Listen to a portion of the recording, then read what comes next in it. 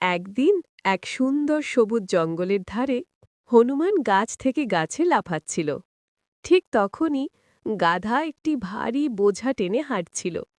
গাধা বিরক্ত হয়ে বলল, হায় হায়, কেউ যদি আমাকে একটু সাহায্য করত। হনুমান পাশেই এসে হাসতে হাসতে বলল, বন্ধু, এত জেদ করলে হবে? একটু বুদ্ধি খাটালে বোঝা হালকা লাগে। গাধা জবাব দিল, না, আমি জেদ করেই সব করব। হনুমান তারপর বোঝাটা পরীক্ষা করে দেখল। সে গাছের লতা দিয়ে একটা দোলনা টাইপ টানার ব্যবস্থা বানিয়ে দিল, যাতে গাধার বোঝা হালকা হয়ে যায়। হনুমান বলল, এখন চেষ্টা করো। গাধা টেনে দেখে অবাক, বোঝা অনেক হালকা।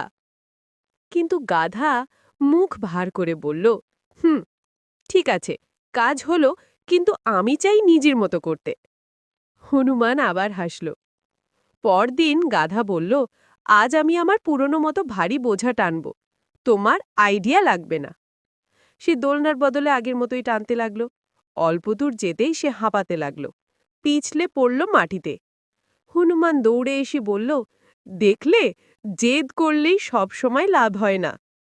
গাধা একবার লজ্জা পেয়ে বলল, তুমি ঠিক বলেছিলে, বুদ্ধি ব্যবহার করলে কাজ সহজ হয়।